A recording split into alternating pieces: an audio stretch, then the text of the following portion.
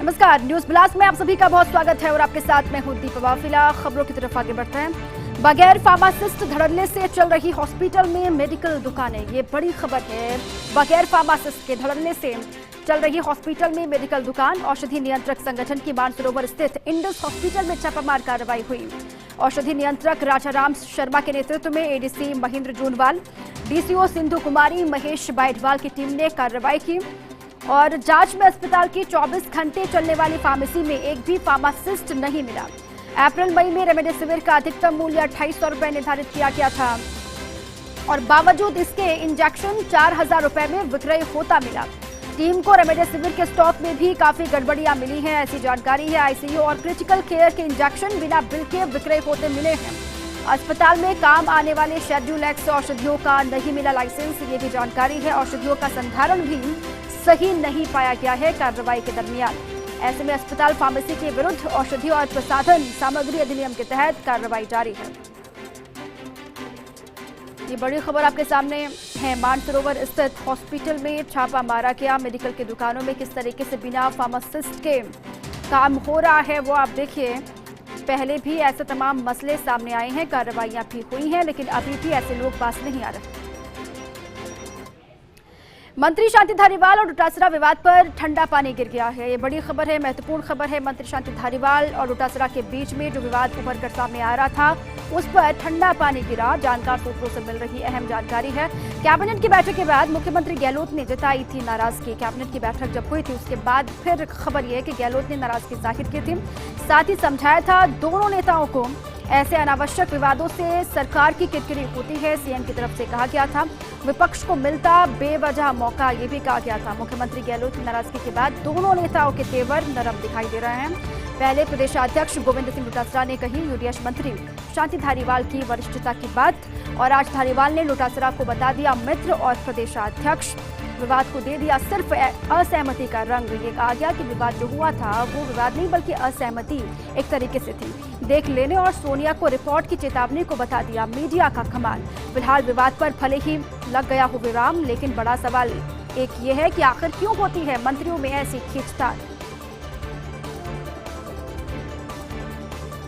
आगामी चुनाव को लेकर भाजपा की अहम बैठक हुई। आगामी चुनाव होने हैं, उसको लेकर बीजेपी लगातार मंथन कर रही है। भाजपा की अहम बैठक हुई बीजेपी अध्यक्ष जेपी नड्डा के आवास पर। यह महत्वपूर्ण बैठक पार्टी महासचिवों और प्रदेश प्रभारियों की बैठक हुई है। बैठक में आज सिर्फ सेवा ही संगठन पर चर्चा हुई। खबर यह है कोरोना काल के दरमियान सेवा कार्यक्रमों पर लगातार चर्चा हो रही है। बड़े स्तर पर बीजेपी के तमाम कार्यकर्ता जमीन पर काम कर रहे हैं, बीजेपी के लीडर्स खुद कह रहे हैं। इसे को लेकर मंथन भी हुआ। कल बैठक में चुनावी राज्यों को लेकर चर्चा होगी। अब खबर यह कि कल बैठक होनी है। कल की जो बैठक होगी उसमें आगामी जो विधानसभा चुनाव होने हैं उन राज्यों को लेकर ही चर्चा होगी, मंथन होगा। बैठक के बाद पीएम मोदी से मिलने गए जेपी नड्डा। ऐसी भी खबर है कि बैठक खत्म करके बीजेपी के अध्यक्ष जेपी नड्डा पीएम मोदी से मिलने के लिए गए। भाजपा संगठन महामंत्री बीएल संतोष भी साथ में रहे। पीएम से बैठक में पार्लियामेंट्री बोर्ड के गठन पर चर्चा हो सकती है, ऐसी खबर है। और जल्द ही नए पार्लियामेंट्री बोर्ड मेंबर्स का भी ऐलान हो सकता है, ऐसी खबर। केंद्रीय मंत्रिमंडल फेरबदल का भी कोई फैसला निकलकर सामने आ सकता है, इसको लेकर भी मंथन हो सकता है, ऐसी खबर है।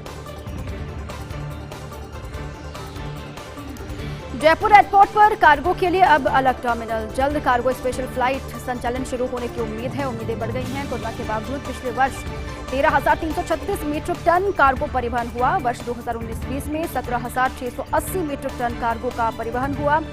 जयपुर से सभी 5 एयरलाइन कर रही कार्गो की बुकिंग और कार्गो मूवमेंट में देश का 12वां बड़ा एयरपोर्ट है जयपुर। इस मामले में गोवा, लखनऊ जैसे बड़े एयरपोर्ट्स को भी पीछे छोड़ा। हालांकि फ्लाइट संचालन और यात्री भार में जयपुर से ये दोनों ही एयरपोर्ट आगे हैं। NHAI ऑक्सीजन प्लांट को लेकर बड़ी खबर आपको दे रहे हैं। DRDO से 7 जून को आएंगे 2 ऑक्सीजन प्लांट्स। कोटा और जयपुर में एक प्लांट लगाया जाएगा। दूसरी खेप में आएंगे 2 और ऑक्सीजन प्लांट्स, ऐसी खबर है। एक सीकर में लगेगा, दूसरा कोटा में प्लांट लगाने की तैयारी है। सिविल वर्क पूरा हो चुका है। जयपुर के गणगौरी बाजार अस्पताल में भी सिविल वर्क पूरा हो चुका है। NHAI को बनाया गया है नोडल एजेंसी। और ये राहत वाली खबर है, एक बार फिर से आपको बताएं, लगातार इस तरह की परेशानियां लगातार ऑक्सीजन को लेकर सामने आई हैं। अब ये खबर कि NHAI से आई ऑक्सीजन प्लांट को अलग अलग हिस्सों में लगाया जाएगा। 7 जून को आएंगे 2 ऑक्सीजन प्लांट, एक कोटा में और जयपुर में दूसरा प्लांट लगाया जाएगा। दूसरी खेप में जो 2 प्लांट आएंगे ऑक्सीजन के, उसको एक सीकर को लगाया जाएगा, सीकर में, और दूसरा कोटा में लगाया जाएगा। इसको लेकर जो सिविल वर्क है, सिविल कार्य है, पूरा कर लिया गया है। जयपुर के गणगौरी बाजार अस्पताल में भी सिविल वर्क पूरा हो चुका है और एनएचएआई को नोडल एजेंसी बनाया गया है। प्रदेश में सक्रिय हो रहा नया पश्चिमी विक्षोभ, हरियाणा और आसपास के क्षेत्र में बना परिसंचरण तंत्र और साथ ही पूर्वी और पश्चिमी राजस्थान के जिलों में मौसम विभाग का अलर्ट है। पूर्वी हिस्से में, साथ में पश्चिमी राजस्थान के जिलों में भी मौसम विभाग ने अलर्ट जारी कर दिया है। मौसम में तब्दीली हो सकती है। आगामी 2 दिन पश्चिमी राजस्थान के जिलों में बारिश का अलर्ट जारी कर दिया गया। खबर यह है कि आगामी 2 दिनों में पश्चिमी राजस्थान के अलग अलग जिले ऐसे हैं जहां पर बारिश हो सकती है, इसलिए मौसम विभाग ने कहा है कि अलर्ट पर रहने की आवश्यकता है। थंडर स्टॉर्म के साथ अचानक तेज हवाएं चलने की भी संभावना है। तेज बारिश कई हिस्सों में हो सकती है, कहीं पर हल्की बूंदाबांदी का दौर भी चलेगा। जयपुर, कोटा, भरतपुर, उदयपुर, अजमेर संभाग के जिलों में अलर्ट जारी किया गया है मौसम विभाग के द्वारा। जो पश्चिमी विक्षोभ है वो एक बार फिर से सक्रिय होता हुआ दिखाई दे रहा है। हरियाणा और आसपास के क्षेत्र में परिसंचरण तंत्र बना और पूर्वी साथ में पश्चिमी राजस्थान के जिलों में मौसम विभाग का अलर्ट है। प्रशासनिक अधिकारी भी अलर्ट पर हैं। साथ में आम लोगों से भी कह दिया गया कि अपने स्तर पर भी आप सावधानी बरतें। आगामी 2 दिन पश्चिमी राजस्थान के कई जिलों में बारिश होने की संभावना है। थंडर स्टॉर्म के साथ अचानक से तेज हवाएं चलेंगी, बारिश का दौर भी देखने को मिलेगा। जयपुर ही नहीं बल्कि कोटा, भरतपुर, उदयपुर, अजमेर संभाग के जिलों में भी अलर्ट जारी कर दिया गया है। मौसम में तब्दीली आने वाले 2-3 दिनों में हो सकती है। चेन्नई जू में एक एशियाटिक शेर की कोरोना से मौत हो गई है, जिसके बाद से कई परेशानियां बढ़ती हुई दिखाई दे रही हैं। चेन्नई जू की खबर है जहां पर एक एशियाटिक शेर की कोविड की वजह से मौत हुई है। दूसरे सैंपल की रिपोर्ट आनी थी, लेकिन रिपोर्ट आने से पहले ही शेर की मौत हो गई। एनटीसीए ने अब सभी बायोलॉजिकल पार्क जितने भी हैं, जितने रेस्क्यू सेंटर्स हैं, सभी को कह दिया है कि आप अलर्ट पर रहें। नाहरगढ़ बायोलॉजिकल पार्क और रेस्क्यू सेंटर में विशेष मॉनिटरिंग लगातार की जा रही है। वन विभाग के प्रमुख सचिव श्रेया गुहा ने मॉनिटरिंग बढ़ाने के निर्देश दे दिए हैं। नाहरगढ़ में शेर तिरपुर का भी पहला सैंपल पॉजिटिव आ गया था। हालांकि दूसरे और तीसरे सैंपल की जो रिपोर्ट आई थी वो नेगेटिव आई थी तिरपुर की। नाहरगढ़ बायोलॉजिकल पार्क में 3 एशियाटिक और एक हाइब्रिड शेर है, इसलिए भी जो परेशानी है वो बढ़ती हुई दिखाई दे रही है। एनटीसीए ने कह दिया है कि जितने भी बायोलॉजिकल पार्क हैं, रेस्क्यू सेंटर्स है, वहां पर अधिकारी अलर्ट मोड पर रहें। राजस्थान में पानी से जुड़ी चौंकाने वाली रिपोर्ट आपको बताते हैं। राजस्थान के 20% कुओं का पानी पीने लायक नहीं है। ये बहुत महत्वपूर्ण खबर है राजस्थान वासियों के लिए भी, सरकार के लिए भी। राजस्थान के 20% कुओं का पानी पीने लायक बिल्कुल भी नहीं है। 40 मीटर तक पहुंच गया है इन स्थानों पर भूजल स्तर, और ऐसे कुओं के पानी में सल्फर, क्लोरीन, फ्लोराइड ज्यादा है, इसलिए इन कुओं का पानी पीना सेहत के लिए हानिकारक हो सकता है। ठीक बिल्कुल भी नहीं है। 5 जिलों में भूजल स्तर 40 मीटर से भी नीचे पहुंच गया है। ऐसे में सरकार को वाटर मैनेजमेंट पर भी ज्यादा ध्यान देने की आवश्यकता है, फोकस करने की आवश्यकता है। एक बार फिर से खबर आपको बताते हैं। राजस्थान में पानी से जुड़ी हुई चौंकाने वाली ये रिपोर्ट है। राजस्थान के 20% कुओं का पानी पीने लायक नहीं है। 40 मीटर तक पहुंच गया है इन स्थानों पर भूजल स्तर, और ऐसे कुओं के पानी में सल्फर की मात्रा ज्यादा है, क्लोरीन, फ्लोराइड ज्यादा है, और इसलिए इन कुओं का पानी पीना सेहत के लिए हानिकारक हो सकता है। 5 जिलों में भूजल स्तर 40 मीटर से भी नीचे है। सरकार को इस पर ध्यान देने की आवश्यकता है। राजनीतिक गलियारों की गपशप आपको बताते हैं। पायलट कैंप के विधायक हैं हेमाराम चौधरी से जुड़ी हुई ये खबर है। हेमाराम वापस ले सकते हैं अपना इस्तीफा, ये महत्वपूर्ण जानकारी है। लगातार ये कहा भी जा रहा है कि इसको लेकर वो कोई फैसला जल्द ही कर सकते हैं, अपना इस्तीफा वापस ले सकते हैं। पायलट गुट के विधायक हैं। राजनीतिक गलियारों में इस बात की भी काफी चर्चा है। कहा जा रहा है कि दूरियां अब खत्म हो चुकी है, जो तलखी थी वो मिट चुकी है, संवाद भी बन चुका है। अब सरकार और कांग्रेस से हेमाराम चौधरी का जल्द ही बड़ी मुलाकातें भी हेमाराम चौधरी कर सकते हैं।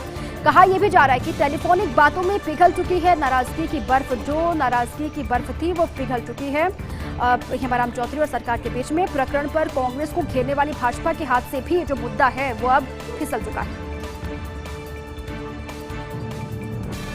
राज्य सरकार ने प्रदेश में 48 नई अदालतें स्थापित की हैं। राजस्थान हाईकोर्ट के परामर्श से सरकार ने जारी किया आदेश। प्रमुख विधि सचिव विनोद कुमार भरवानी ने अधिसूचना जारी की है। महत्वपूर्ण खबर है, मुख्यमंत्री ने बजट 2021-22 में अदालतें खोलने की घोषणा की थी, और बीकानेर, जोधपुर, अलवर, भीलवाड़ा में खुली कमर्शियल कोर्ट, और साथ ही नसीराबाद, कठूमर, वैर, डूंगरगढ़, नैनवा, बेगू, सरदार शहर, सादुल शहर, अनूपगढ़, जालोर, गंगापुर सिटी, नीमका थाना और सिरोही में एडीजे कोर्ट खुली है। साथ ही थानागाजी, मुंडावर, छपरा, खाजवाला, हिंडौली, दौसा, पीलीबंगा, रावतसर, बालेसर, गोगुंदा में सर्जित की गई एक एसीजेएम कोर्ट और विभिन्न कस्बों में 18 सिविल और 3 एनआईए कोर्ट भी स्थापित की गई है। प्रदेश का सबसे बड़ा एसएमएस अस्पताल कोविड फ्री होगा, ये बड़ी खबर है, महत्वपूर्ण खबर है। राजस्थान वासियों के लिहाज से प्रदेश का सबसे बड़ा एसएमएस अस्पताल कोविड फ्री जल्द होगा। कोरोना के घटते आंकड़ों के चलते चिकित्सा शिक्षा विभाग के स्तर पर मंथन हो रहा है। बतौर कोविड डेडिकेटेड आरएचएस अस्पताल का ही उपयोग किया जाएगा। जयपुरी अस्पताल को ब्लैक फंगस बीमारी के इलाज के लिए अधिकृत किया जा सकता है, ऐसी खबर है। जबकि एसएमएस अस्पताल को रूटीन मरीजों के लिए फ्री किया जा सकता है, ऐसी भी खबर है। हालांकि इस बारे में अभी उच्च स्तर पर मंथन होना है और फैसला भी उच्च स्तर से ही निकलकर सामने आएगा। ये बड़ी खबर है। एक बार फिर से आपको बताते हैं कि एसएमएस जल्द ही कोविड फ्री होने वाला है। कोरोना के घटते आंकड़ों के चलते शिक्षा विभाग जो है इसको लेकर मंथन भी कर रहा है। जल्द ही इस तरीके की कोई खबर या फिर फैसला निकलकर सामने आ सकता है। कस्टम्स और सीजीएसटी में 844 सहायक आयुक्तों के तबादले हुए हैं, ट्रांसफर किए गए। सीबीआईसी बोर्ड ने देर रात जारी किए विस्तृत तबादला आदेश। इन सभी सहायक आयुक्तों को मिलेगी अधीक्षक पद से पदोन्नति। देश भर के कस्टम्स और सीजीएसटी आयुक्तालयों में नियुक्त सहायक आयुक्तों पर पड़ेगा इसका असर और साथ तत्काल प्रभाव से प्रभावी होंगे तबादले। जो ट्रांसफर है वो तत्काल प्रभाव से प्रभावी हो जाएंगे। राज्य में भी तबादला आदेश का गहरा असर होगा। बड़ी संख्या में आईआरएस अधिकारी इधर उधर किए गए हैं और राज्य में अलग अलग आयुक्तालयों से आएंगे 15 आईआरएस अधिकारी। राज्य से 2 आईआरएस घनश्याम मीना और विनय कुमार हतोच की विदाई हुई है। 10 आईआरएस अधिकारियों की राज्य में जिम्मेदारी बदलेगी। शहर बदलने की स्थिति में अधिकारियों को 3 अगस्त तक संभालनी होगी नई जिम्मेदारी और शेष मामलों में 14 जून तक संभालना होगा नया पदभार। तबादला आदेश पर भारत सरकार के अवर सचिव कुंवर बलवंत राव के हस्ताक्षर और फर्स्ट इंडिया न्यूज के पास 50 पेज का पूरा तबादला आदेश है। अब इसका असर प्रदेश भर में भी दिखाई देगा, ऐसा कहा जा रहा है।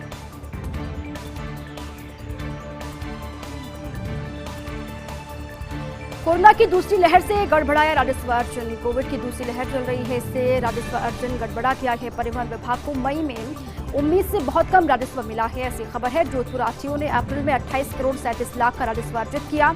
लॉकडाउन के चलते मई में जोधपुर को सिर्फ 6 करोड़ 80 लाख का राजस्व ही मिल पाया था।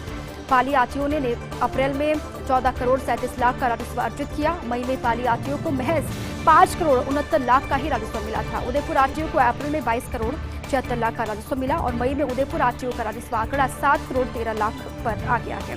चित्तौड़गढ़ आरटीओ ने अप्रैल में 18 करोड़ 69 लाख का राजस्व अर्जित किया और लेकिन मई में चित्तौड़गढ़ आरटीओ को सिर्फ 4 करोड़ 19 लाख का ही राजस्व मिला है। कोटा आरटीओ का अप्रैल का राजस्व 20 करोड़ 27 लाख रहा था, लेकिन मई में कोटा को सिर्फ 4 करोड़ 51 लाख का ही राजस्व मिला है। बीकानेर की बात करते हैं। बीकानेर आरटीओ ने अप्रैल में 21 करोड़ 29 लाख का राजस्व अर्जित किया था, लेकिन मई आते आते सिर्फ 6 करोड़ 51 लाख का राजस्व ही बीकानेर को मिला है। कोरोना काल में प्रदेश का पहला ऑक्सीजन पार्क स्थापित। कोविड का दौर चल रहा है, प्रदेश का पहला ऑक्सीजन पार्क स्थापित। आमेर के सियाराम डूंगरी क्षेत्र में 2 हेक्टेयर में पार्क की स्थापना की गई है। विश्व पर्यावरण दिवस के मौके पर 100 पेड़ लगाकर इसकी शुरुआत की गई है। फाइकस प्रजाति के 6 फीट ऊंचे 100 पौधों का रोपण यहाँ पर किया गया। बड़, पीपल, गूलर, कटहल, आंवला, आम समेत अलग अलग किस्म के पौधे यहाँ पर लगाए गए हैं। जन सहयोग से ऑक्सीजन पार्क की स्थापना की गई है। कस्टम्स और सीजीएसटी में 844 सहायक आयुक्तों के तबादले। ये बड़ी खबर आपको एक बार फिर से बता रहे हैं। सीबीआईसी बोर्ड ने जारी किए विस्तृत तबादला आदेश। इन सभी सहायक आयुक्तों को मिलेगी अधीक्षक पद से पदोन्नति और देश भर के कस्टम्स और सीजीएसटी आयुक्तों में आयुक्तालयों में नियुक्त सहायक आयुक्तों पर भी इसका सीधा असर पड़ेगा और कहा यह भी जा रहा है कि राज्य में भी इसका असर दिखाई देगा।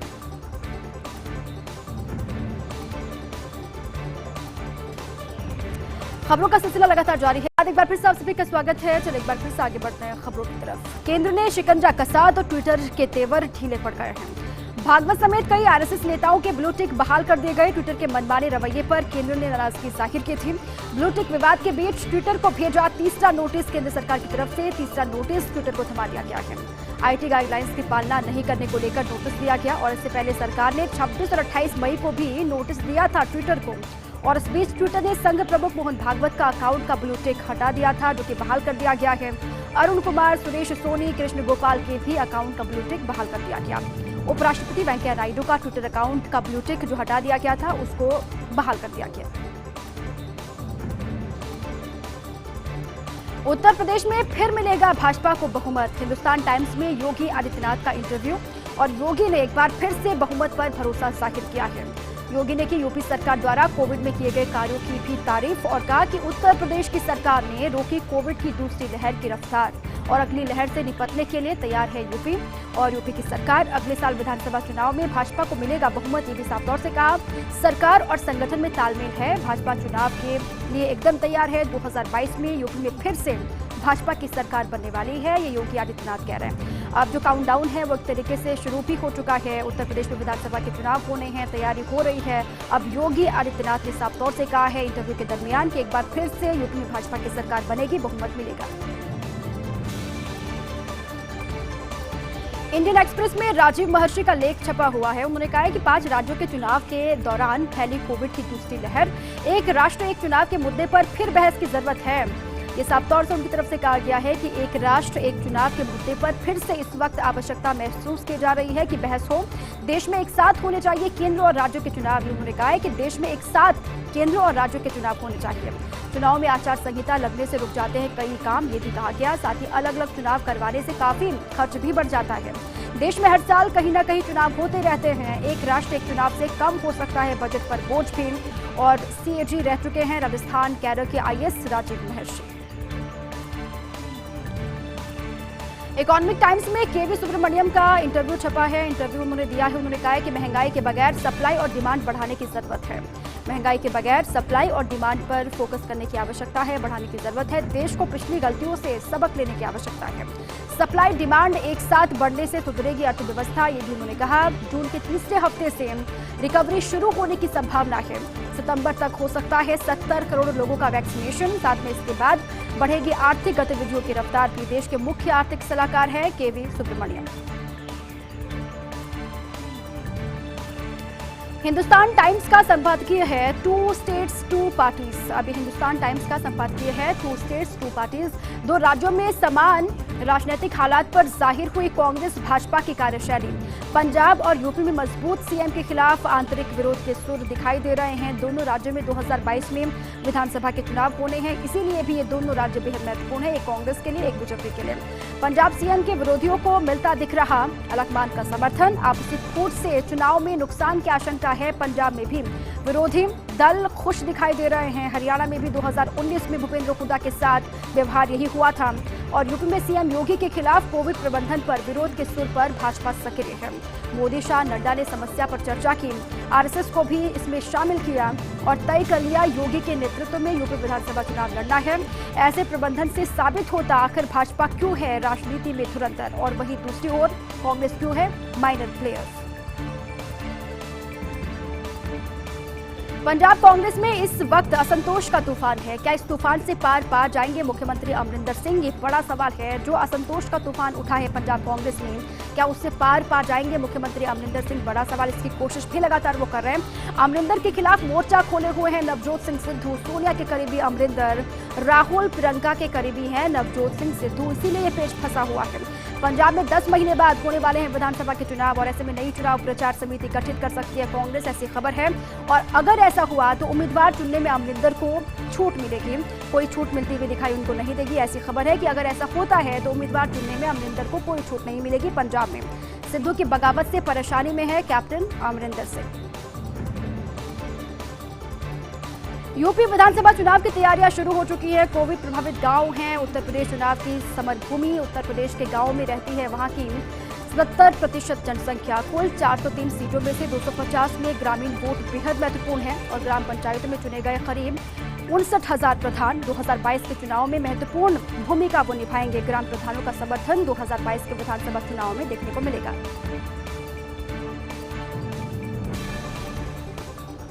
और इसी के साथ ही न्यूज ब्लास्ट में अभी के लिए बस इतना ही। खबरें लगातार जारी हैं। आप रहिए फर्स्ट इंडिया के साथ।